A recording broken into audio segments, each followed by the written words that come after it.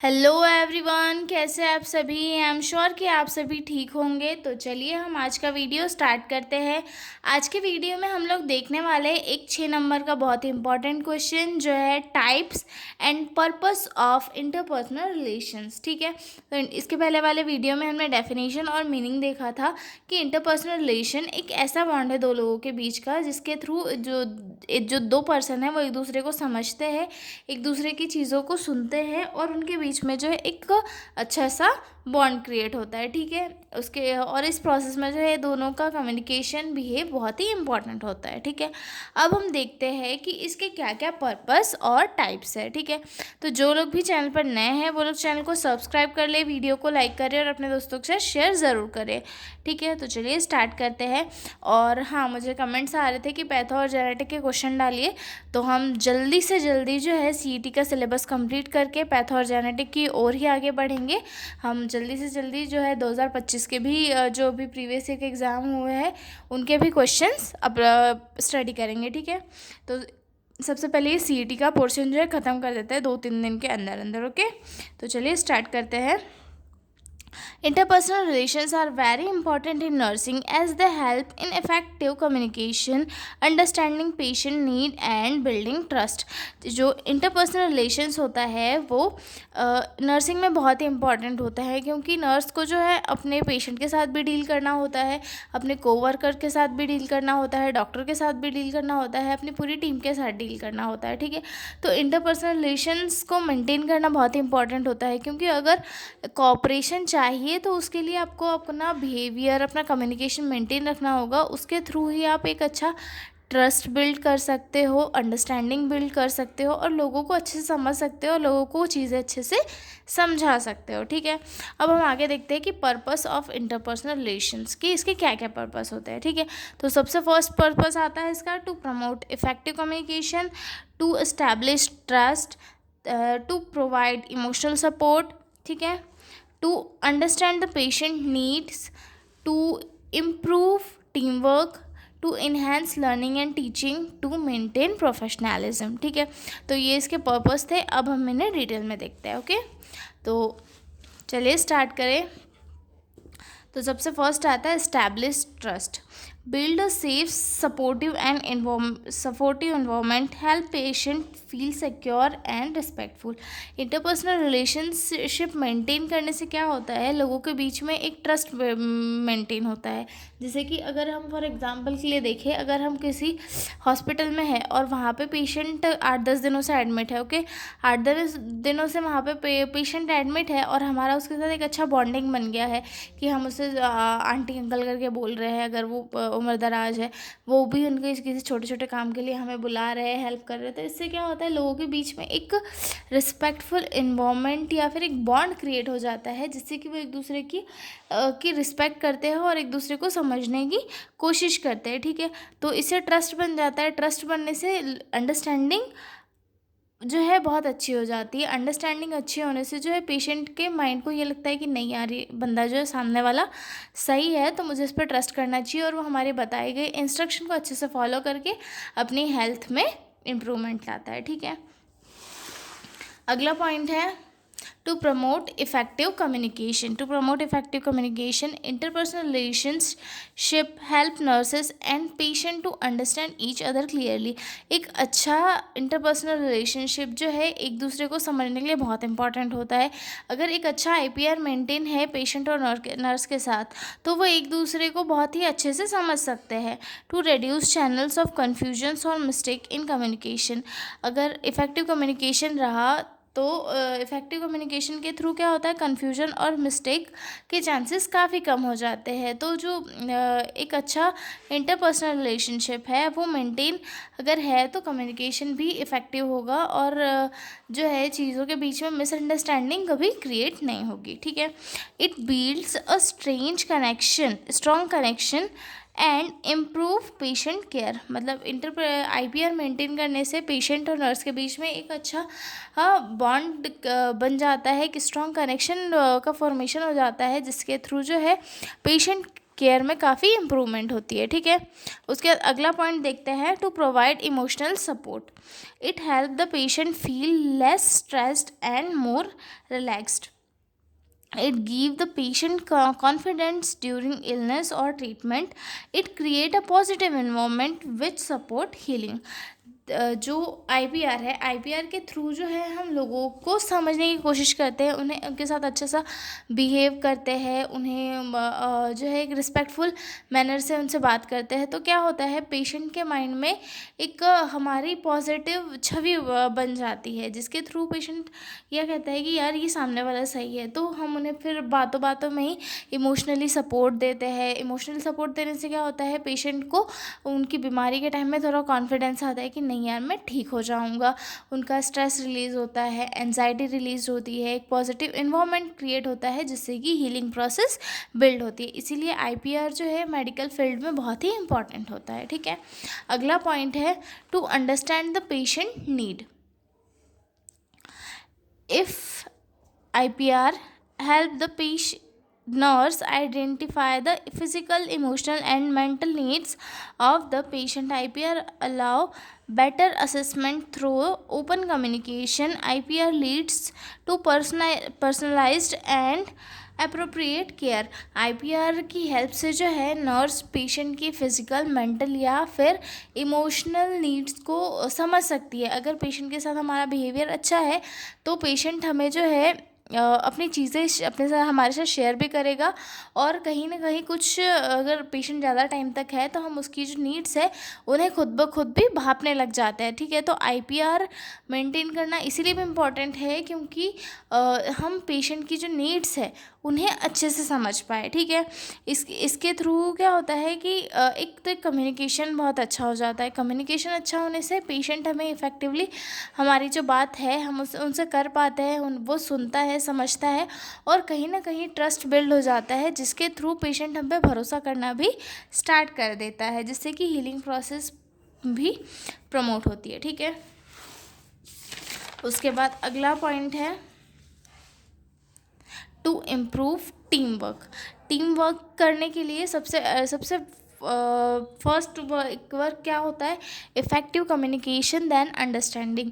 Team work में दो चीज़ें बहुत इंपॉर्टेंट होती है कि अगर हम क्लियरली किसी को कोई इंस्ट्रक्शन दे रहे हैं तो वो उस इंस्ट्रक्शन को फॉलो भी करेगा। अगर हम क्लियरली उसे इंस्ट्रक्शन नहीं दे रहे हैं दैट मीन्स कि वो उसे प्रॉपर फॉलो नहीं कर पा रहा है। तो आईपीआर अगर प्रॉपरली मेंटेन है तो वो क्लियरली इंस्ट्रक्शन दे पाएगा, इफ़ेक्टिव कम्युनिकेशन कर पाएगा, जिससे कि उनका जो टीम वर्क है वो धीरे धीरे और ज़्यादा अच्छे से होगा, ठीक है।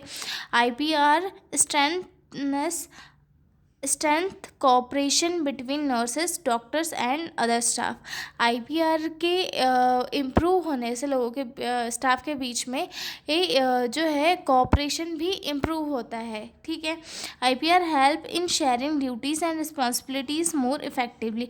मतलब जो आईपीआर अगर स्टाफ के बीच में है तो वो एक दूसरे से अच्छे से ड्यूटीज़ भी शेयर करेंगे, रिस्पॉन्सिबिलिटीज़ भी शेयर करेंगे और इफ़ेक्टिवली अपना वर्क भी करेंगे, ठीक है। It help in builds respected among the health care team members. मतलब इन आईपीआर अगर मेंटेन है तो उसमें लोगों को रिस्पेक्टफुल भी लगता है, क्योंकि हर कोई एक दूसरे से बहुत ही अच्छे से और रिस्पेक्टफुली बात करता है, ठीक है। फॉर एग्जांपल के लिए हम देखें कि अगर कोई नया मतलब कोई नर्सिंग टीम है, नर्सिंग टीम में 4 लोग हैं, 4 लोगों की बहुत अच्छी बन रही है, एकदम पक्की वाली दोस्ती है, तो वो लोग क्या करेंगे, एक दूसरे की ड्यूटीज़ भी शेयर करेंगे। कोई ऑफ ले रहा है तो उस टाइम पे दूसरे वाला बंदा आके ड्यूटी करेगा। तो ये सारी चीज़ें क्योंकि उनके बीच में एक प्रॉपर बॉन्डिंग है। और वहीं अगर हम देखें कि उसी जो नर्सिंग टीम है उसमें 2-3 बंदे हैं जो बाहर के हैं और उनके साथ ही इन 4 लोगों की नई बन रही है, तो वो क्या करेंगे, ये दोनों तो वहाँ पे फंस जाएंगे ना। इन दोनों को जो है अपनी ड्यूटीज़ खुद करना पड़ेगा, अपना काम खुद करना पड़ेगा। करते अपना काम वो भी है, लेकिन वो लोग शेयर करके करते हैं और ये लोग शेयर नहीं करते, तो इनके ऊपर क्या होता है, ज़्यादा बर्डन आता है। तो आईपीआर मेंटेन करने से क्या होता है, एक तो एक ड्यूटीज़ में काफ़ी फ़ायदा मिल जाता है कि अपनी रिस्पॉन्सिबिलिटी एक दूसरे से शेयर करके काम कर सकते हैं। देन जो है कम्युनिकेशन और एक ट्रस्ट पे बिल्ड हो जाता है, जिसके थ्रू वो अपने माइंड को भी जो है फ्री कर सकते हैं, ठीक है। उसके बाद अगला पॉइंट है to enhance learning and teaching. It make easier for the nurse to educate patient about their health. मतलब आईपीआर अगर अच्छे से मेंटेन है तो पेशेंट जो है नर्स को नर्स जो है वो पेशेंट को अच्छे से हेल्थ एजुकेशन प्रोवाइड कर सकती है उसकी लैंग्वेज में, जैसे वो समझ सकता है। ठीक है, IPR improves attention and understanding in health teaching. IPR जो है एक अटेंशन और अंडरस्टैंडिंग को भी इम्प्रूव करता है। ठीक है, IPR encourages patient and student to question freely. मतलब अगर जो स्टूडेंट्स है हेल्थ केयर में उन्हें भी क्वेश्चन आंसरिंग करने के लिए आईपीआर जो है प्रमोट करता है, मेंटेन आईपीआर। फॉर एग्जांपल के लिए अगर हम देखें कि हम किसी ऐसे टीचर के सामने खड़े हैं जिससे हमारी अच्छी बनती है, मतलब उसके साथ हमारा बिहेवियर मेंटेन है, तो हम उसे जो है क्रॉस क्वेश्चनिंग भी कर सकते हैं टीचर के साथ, हमारे जो डाउट्स है वो भी पूछ सकते हैं। और वहीं अगर हम देखें कोई ऐसा टीचर है जो हमें नहीं पसंद है या फिर वो हमसे अच्छे से बात नहीं करता है, गुस्सा करता है, उसको बोलने की स्टाइल ठीक नहीं है, हमें पसंद नहीं है, तो हम ना तो उससे क्रॉस क्वेश्चनिंग करेंगे ना ही अपने उससे डाउट पूछेंगे। ठीक है, तो आईपीआर मेंटेन करने का एक पर्पस क्या होता है कि बेटर अंडरस्टैंडिंग को ये प्रमोट करता है। ठीक है, उसके बाद अगला आता है to maintain professionalism. IPR supports respectful and ethical behavior in workplace. IPR ensures a proper boundary between personal and professional rules. IPR help build a positive image of the nurse and healthcare system. IPR जो है professionalism को भी support करता है। कैसे?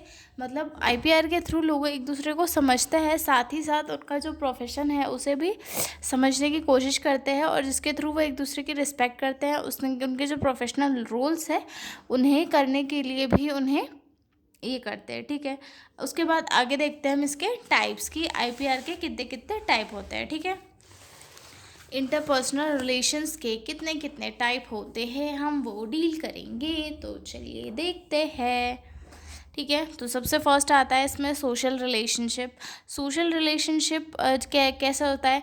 ये based on friendship and personal interest, मतलब personal interest से फिर सोशली किसी से कनेक्ट करना सोशल रिलेशनशिप कहलाता है। फॉर एग्जांपल के लिए फ्रेंड्स हो गया या फिर कलीग्स हो गए। ठीक है, फॉर एग्जांपल के लिए टॉकिंग विद फ्रेंड्स और क्लासमेट। ठीक है, not used in professional nursing care. मतलब सोशल रिलेशनशिप को जो है नर्सिंग यूज़ में नर्सिंग प्रोफेशनलिज्म में यूज़ नहीं किया जाता है। ठीक है, उसके बाद सेकंड आता है professional therapeutic relationship. Professional therapeutic relationship जो है वो एक नर्स और पेशेंट के बीच का रिलेशनशिप होता है, जिसमें कि जो किस चीज़ पे बेस्ड होता है, केयर, रिस्पेक्ट और ट्रस्ट के ऊपर, कि उसमें नर्स जो है फुल्ली सिर्फ पेशेंट से उसके ट्रीटमेंट और केयर के बारे में बात करेगी, उसके अलावा और कुछ नहीं। ठीक है, goal to help the patient recover and cope. मतलब जो थेराप्यूटिक या फिर प्रोफेशनल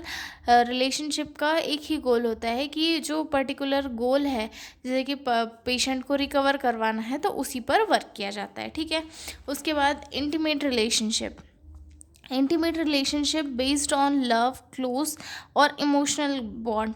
मतलब इंटीमेट रिलेशनशिप दैट मीन्स कि वो काफ़ी क्लोज रिलेशनशिप ये लव और इमोशनल बॉन्ड के ऊपर बेस्ड होता है। ठीक है, for example between family members और पार्टनर्स। मतलब फैमिली मेम्बर्स और पार्टनर्स के बीच में जो एक बॉन्ड होता है उसे इंटीमेट रिलेशनशिप भी कहा जा सकता है, क्योंकि ये काफ़ी इमोशनल बॉन्ड होता है, वो दोनों एक दूसरे से प्रेम करते हैं। और ठीक है, उसके बाद इंटीमेट रिलेशनशिप प्रोफेशनल सेटिंग्स में अलाउड नहीं होता है। ओके, उसके बाद आता है formal relationship. Formal relationship based on official role and duties. Official role और ड्यूटीज़ के ऊपर ये जो है प्रोफेशनल रिलेशनशिप बेस्ड होता है। फॉर एग्जांपल के लिए nurse and doctor, teacher and student. मतलब डॉक्टर, टीचर, स्टूडेंट, ये सारे क्या हो गए? फॉर्मल रिलेशनशिप हो गए। ठीक है, फॉलो रूल्स एंड रिस्पॉन्सिबिलिटीज़। इसमें क्या है? रूल्स रिस्पॉन्सिबिलिटीज़ को भी फॉलो किया जाता है। ठीक है, उसके बाद आता है informal relationship. Informal relationship casual and friendly. एक कैजुअल और फ्रेंडली रिलेशनशिप जिसे हम इनफॉर्मल रिलेशनशिप कहते हैं। ठीक है, फॉर एग्जांपल के लिए टॉकिंग फ्रीली विथ कोवर्कर। मतलब कोवर्कर के साथ फ्रीली बात करना एक इनफॉर्मल रिलेशनशिप का एग्जाम्पल हो गया, ठीक है। इसमें कोई ऑफिशियल रूल और रेगुलेशंस नहीं होते हैं, ओके। अगला पॉइंट आता है 1-to-1 रिलेशनशिप। 1-to-1 रिलेशनशिप जो है इंडिविजुअली दो लोगों के बीच में होता है। फॉर एग्जांपल के लिए नर्स पेशेंट को केयर देती है, उस टाइम पे इन दोनों के बीच में जो रिलेशनशिप होता है उसे 1-to-1 रिलेशनशिप कह सकते हैं, यानी कि दो लोगों के बीच में एक बॉन्ड होना, उसे एक रिलेशनशिप का नाम भी दिया जा सकता है, ठीक है। For example nurse giving care to a patient, focused on private communication. 1-to-1 relationship में जो है प्राइवेट कम्युनिकेशन पे फोकस किया जाता है, ठीक है। उसके बाद अगला है group relation. Group relation involve one person with many people. मतलब जो है ग्रुप रिलेशनशिप दैट मीन्स कि एक पर्टिकुलर ग्रुप के बीच में कोई बॉन्ड होना है, जो या फिर एक पर्सन है जो पूरे ग्रुप में कोई न्यूज़ दे रहा है या बात कर रहा है। फॉर एग्जांपल के लिए नर्स जो है एक हेल्थ एजुकेशन किसी ग्रुप में दे रही है, ठीक है। इसके बाद में हम लोग देखने वाले अगला क्वेश्चन कि इसकी क्या क्या इंपॉर्टेंस है हेल्थ केयर टीम में, ठीक है। तो हम मिलेंगे अगले वीडियो में, तब तक के लिए बाय बाय।